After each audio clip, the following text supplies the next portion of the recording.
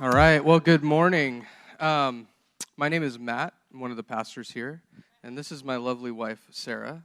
I actually get the honor of introducing Sarah this morning. She's going to be giving you the message today. So the cool thing about this is that this whole series really is from her brain and her heart, and some things that God has spoken to her through gardening.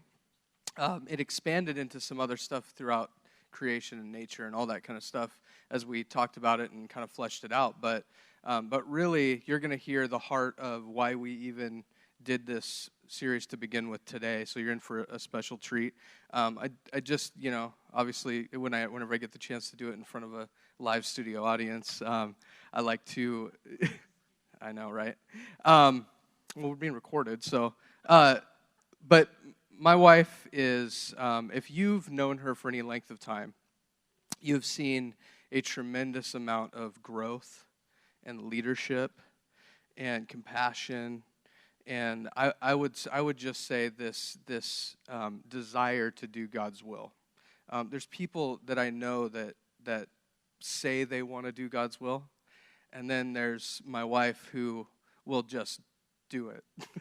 Regardless of what it costs. And so I am very proud to introduce Sarah to you, and you're going to give her a rowdy Rhapsody welcome, right?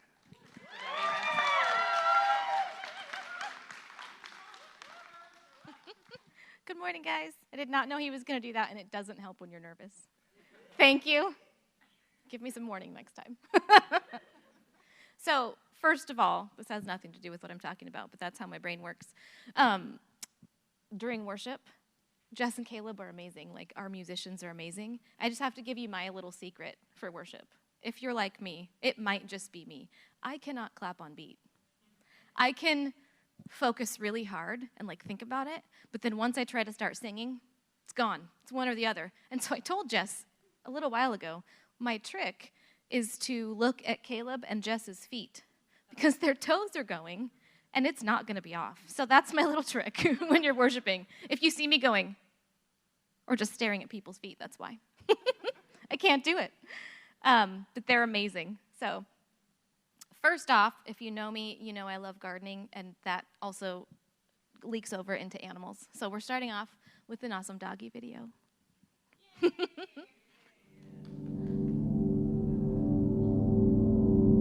His name is Fritz.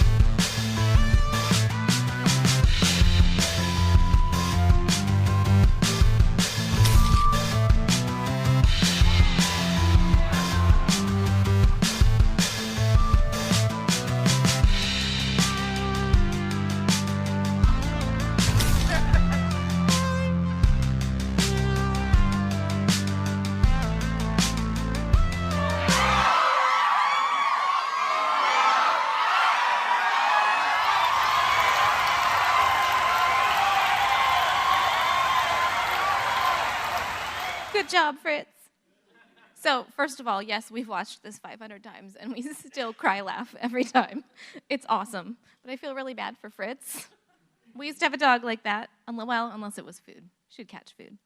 But poor Fritz can't catch a break. He's trying, and even when he, kind of snacks the bun, nope, there goes the hot dog. He can't catch a break. It just is snatched from him every time. And I wonder if anybody else has experienced that in their life. No matter how hard you try or how cute you look with your bandana while you're doing it, you can't catch a break. It's out of his control. He's giving it everything he has. It's out of his control. Ironically, the way my brain works is connecting doggy videos on YouTube to Scripture. So I was reading in Joel and was reading about a time that the people of Judah couldn't catch a break, just like Fritz. No matter what they did, they couldn't. So we're going to put that slide up, and we're going to read Joel 1, 2 through 7. Hear this, you elders. Listen, all who live in the land. Has anything like this ever happened in your days or in the days of your ancestors? Tell it to your children, and let your children tell it to their children, and their children to the next generation. What the locust swarm has left, the great locusts have eaten. What the great locusts have left, the young locusts have eaten. What the young locusts have left, the other locusts have eaten. Wake up, you drunkards, and weep. Wail for all you drinkers of wine. Wail because of the new wine, for it has been snatched from your lips. A nation has invaded my land, a mighty army without number. It has the teeth of a lion, the fangs of a lioness. It has laid waste to my vines and ruined my fig trees. It has stripped off their bark and thrown it away, leaving their branches white. So just like poor Fritz, these guys just faced attack after attack after attack.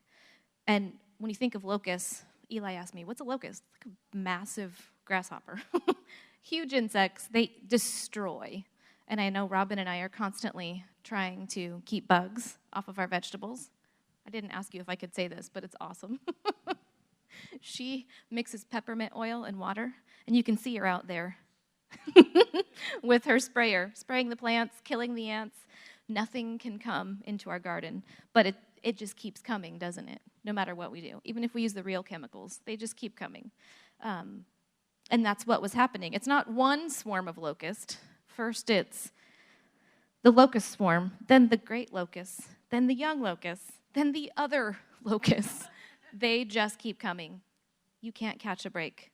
And I came upon this, it was totally God, during a time where I felt like that. Everything just keeps coming.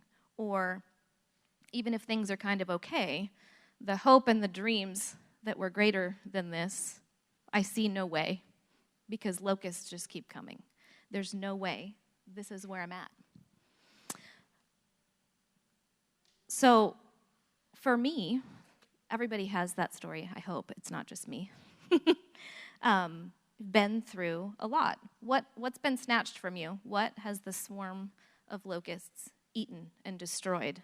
A lot of you guys know a lot of my story, but things like infertility, foster parenting, and then having to say goodbye to my babies, even though I signed up for that, doesn't make it easy.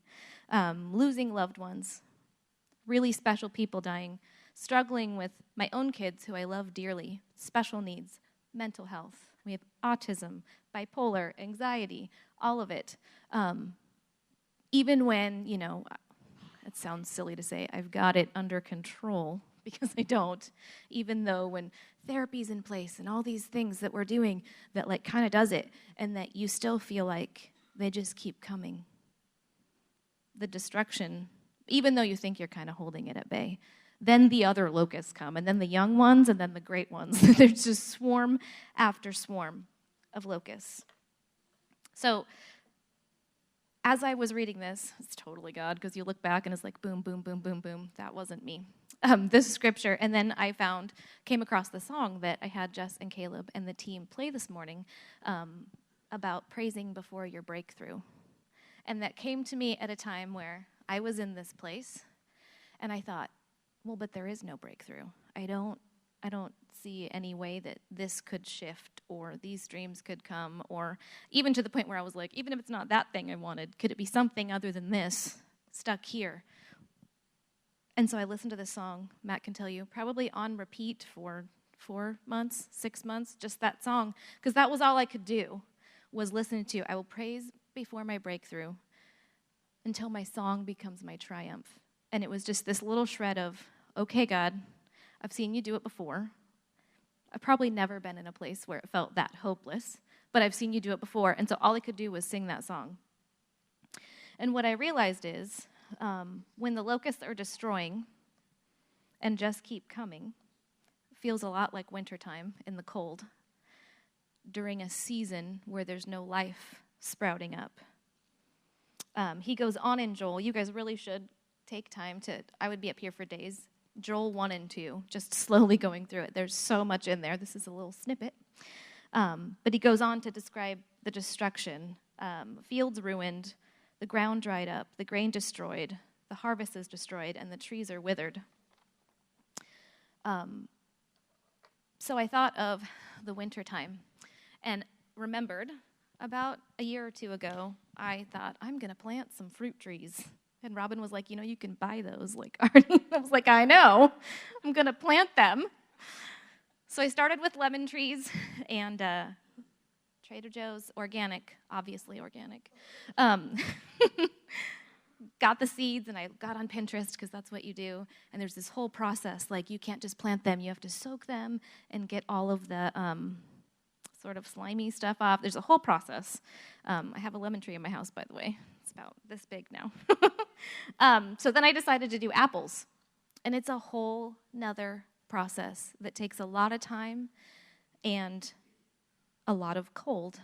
So I realized that for apple seeds, they have to go through stratification. I think I'm saying that right. The process of cold stratification. Basically, they have to go through the winter if they're ever going to hit spring. So my instructions on Pinterest, I totally did it. You take the seeds, you get a paper towel, soaking wet. You've done it, haven't you? It's cool. And you put them kind of inside this wet paper towel in a Ziploc, and you put them in the refrigerator for weeks.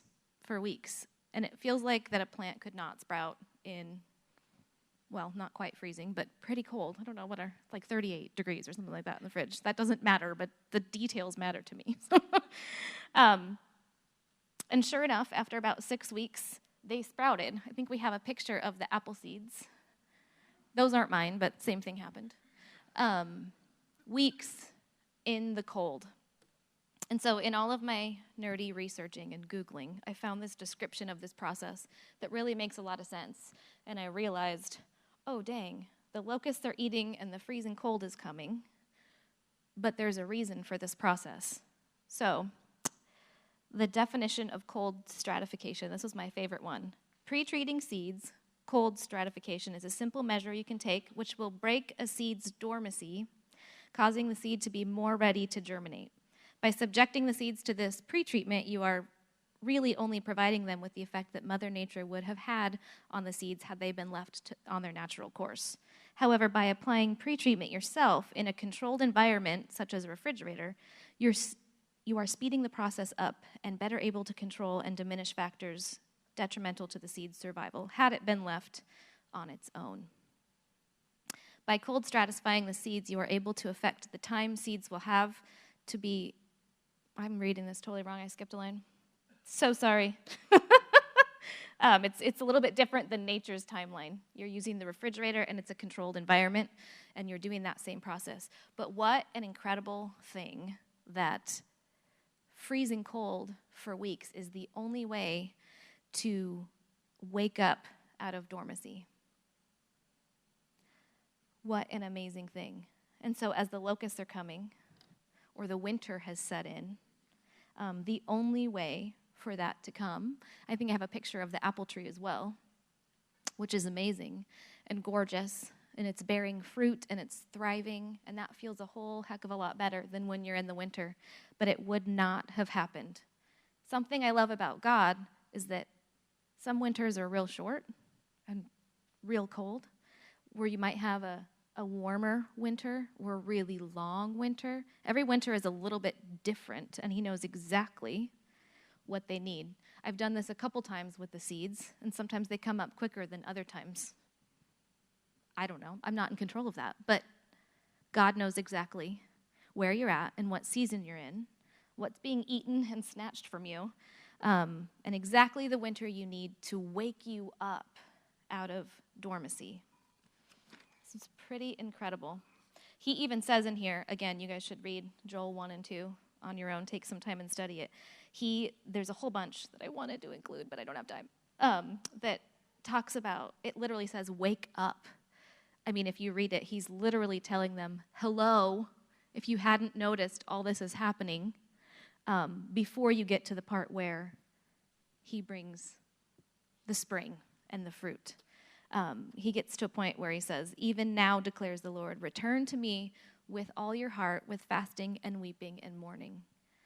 Which I thought was interesting. Why would you tell us to weep and mourn, right?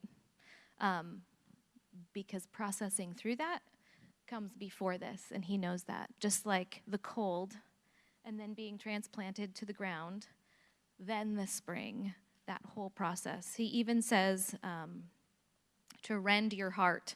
So again, you can read it. There's more in here about it, but back then they would put on sackcloth, tear their clothes, they would fast and weep and mourn, and he tells them to and takes them through that. But he also says, rend your heart, not just your garments. Allow your heart to go through the locust swarm, the freezing cold winter. You have to allow yourself to go through that part. So rend your heart, not just your garments, not just on the outside. Let your heart be torn because he will bring it back. And so my favorite part is later on in Joel 2:25. He says, I will repay you for the years that the locusts have eaten. And there's another version that I read that uses the word restore.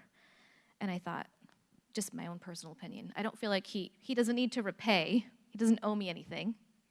That's just my sense when I read that. But restore to you, I will restore to you the years that the locusts have eaten. He comes back around and just blessing after blessing after blessing. I will repay to you the years the locusts have eaten. And it's not just a restore like back to what it was. I don't necessarily want to go back to what was before that I was doing on my own. Matt used the example, I love this, of our Bronco. I don't know who's seen our Bronco. It was his dad's Bronco. Would you say it's like an 1989 Bronco? Thing's gorgeous. His dad bought it. New? I don't know if it was new. Pretty close. I'm looking at you. Newish. In really good shape, we'll say. Beautiful, awesome. He drove it everywhere. Matt has memories of trips in the summer with his dad, just state after state, driving through in this Bronco. People have stopped me when I'm driving it to ask if it's for sale, because apparently it's like the Bronco, the Bronco 2. I don't know what I'm talking about. I'm like waiting for you to chime in. That's okay, but you're just going, you're supposed to tell me. But now, it did sit for a while after Matt's dad passed away. It sat in a driveway for 2 or 3 years. We had to get a new battery, new tires. The seatbelts buckle, but they're so twisted up that it's pointless. Like, they're just huge and stuck like that. We're getting real close to a hole in the hood. What's been a rusty spot for quite a while now. We're getting real close. And the seatbelts and the brakes, even though a friend has come and kind of looked at them, I don't drive it anymore because the brakes hardly work. He shouldn't either, but he's stubborn, so he does. So we were talking about what it would take to restore it. What could we do? If we got a whole new paint job and somebody take the doors apart and fix the seatbelts, I've tried, and I'm mad at the seatbelts at this point. Paint job, brakes, even like the upholstery, it's in fairly good condition, just kind of cosmetically, and the brakes. That's really important. We could restore it, but it would not be brand new again. But it would still carry a process. Everything that it's been through, everywhere it's driven, all the memories that Matt has with his dad in that Bronco only make it better.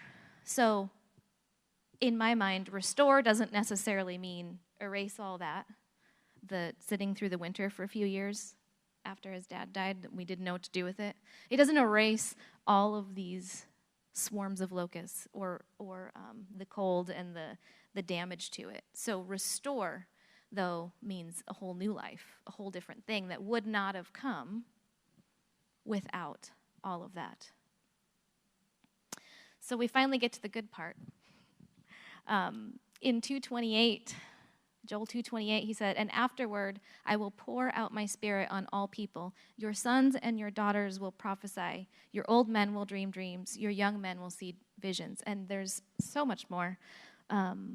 Blessing after blessing and all new things because of what had happened. He brings it back around. So now, before I said, can't have babies, infertility, loss of jobs, loss of homes, loss of children, all of those things. And now I spent months just listening to this song on repeat and reading Joel over and over, just kind of with the tiny shred of, okay, I don't see how, but I'm going to trust you with this. I'm going to praise before my breakthrough, hoping that it will turn into a triumph. And now I have 2 children that aren't just healthy and strong, but who are doing well in the face of disabilities and mental health and being adopted through foster care. And they tell people about their story, and they have compassion for their birth parents and for anybody struggling. I would not erase the serious locust storm on them when they were babies and put into foster care. And then the whole process it's taken to raise them. And that everybody goes, "You're such a good mom." Yeah, well, no. This is like 100% Jesus figuring out all these pieces and allowing the Spirit to work in them, even though I've done everything I can. 2 amazing kids, anxiety under control, doing well in school, all these things. But they have this story to tell, and they tell it often. He's totally brought it back around. So Matt has one more little story. He was supposed to be up here by then. He missed his cue. One more thought that applies. Could you get up here and make your cue? To everything that we've been talking about, and then I'll be right back. You can stay up here. So I love the show Lost. I don't know if there's any other fans of Lost. Whether you like how it ended or not, I don't care. But I loved the show. But there was this one particular moment in the show that had a huge impact on my life. And it was when it was in season 1, John Locke, he's talking to Charlie, who's struggling with withdrawals from an addiction. And John Locke actually has the drugs that he could give back to Charlie. Says, "You can ask me 3 times. The 3rd time, I'll give you your drugs back." So he goes through this entire process, and at the end of the process, it's coming up on the 3rd time, and John kind of starts telling him about this moth, and the story of how the moth and the cocoon work, and how the moth has to go through the struggle in order to be the moth that it needs to be. And that the struggle is actually part of it being able to do all of the things that it can do when it's fully grown. And so it brought me to this, I found this article about it specifically that I thought was really powerful regarding the emperor moth.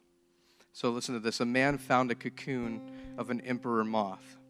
He took it home so that he could watch the moth come out of the cocoon. On the day a small opening appeared, he sat and watched the moth for several hours as the moth struggled to force the body through that little hole. The moth seemed to be stuck and appeared to have stopped making progress. It seemed as if it had gotten as far as it could, and it could go no farther.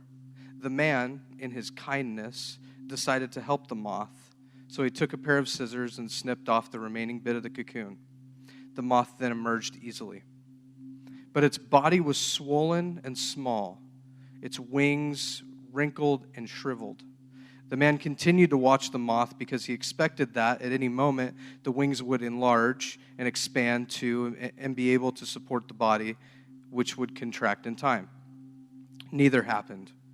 In fact, the little moth spent the rest of its life crawling around with a small swollen body and shriveled wings. It was never able to fly. The man, in his kindness and haste, did not understand that the struggle required for the moth to get through the tiny opening was necessary to force fluid from the body of the moth into its wings so that it would be ready for flight upon achieving its freedom from the cocoon. Freedom and flight would only come after the struggle. freedom and flight would only come after the struggle. By depriving the moth of a struggle, he deprived the moth of health. There was a season about a year ago that I entered into where Pastor Brandon, founder of Rhapsody, came and said the Lord was leading him in a different direction. And I felt called to put my name in the hat to become the pastor of Rhapsody. The only thing was, there was a process God had me entering into, and it was a cocoon of every sort you could imagine. It was a waiting game that took way too long for me. But I remember the words that Roger said to me, and he said, "Enjoy the process." And I wanted to punch him in the face at that moment, because there was no part of me that wanted to enjoy this process. But when February came and the process was over and I was named as the pastor of Rhapsody, the call I knew was there in October. But I had to go through a 3-month process, a 3-month cocoon that I had to struggle through. You guys, it was real. I had to struggle through that cocoon. But I was telling Luke afterwards, I think it was a couple months after, I said, the growth that God took me through in that 3 months was probably 2 years worth of growth. I wouldn't trade that 3 months for anything, even though it was some of the hardest months that I've been through. So what I'm encouraging you with today, what we're encouraging you with today, is this idea of stratification. You might be in winter right now. And you might, with every fiber of your being, trying to fight your way out of winter into spring. And you really, really desperately want spring, and you are hoping that someone will cut that cocoon prematurely to get you into your spring. But my encouragement to you is, be in the winter and enjoy the process. And know that the process is part of what will give you the strength to do what God has for you in spring, to bloom the way God has you to bloom in the spring. But it's a struggle now, and that's okay. It's definitely become a thing in our house where Matt goes, "Well, process," and I go, "Thanks, Roger." Thanks, Roger. Okay, Roger. But it's so true. So first of all, before we do this song, I get the sense that I'm not the only one who's been through a locust swarm or the winter. And I feel like what God's telling me is that everybody in this room is somewhere in that process. You could be just entering that process. You could be in the middle of it. You could be where I was just a few months ago, where I felt like, okay, like there's nothing left, and sang this song over and over until I believed he would come through. And he has in a lot of ways. You could be anywhere in that. But I wonder if you guys would be brave enough to stand up if you are in any point of that. Any point. I knew that it wasn't just me. I love you guys, and I want to pray for you guys. And I hope that you'll go and read Joel 1 and 2, like spend some time. There's so much more in there. And I do want to sing this song. Again, I can't clap on beat, but these guys are amazing. I just go, guys, play the song. Okay.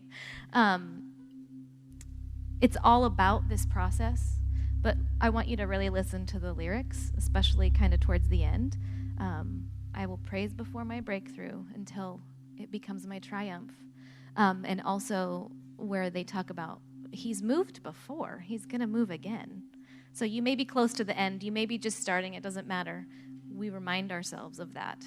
So I'm going to pray for you guys, and then we'll do this song one more time. Also, remember that there's always an option for prayer over here at this table, that way.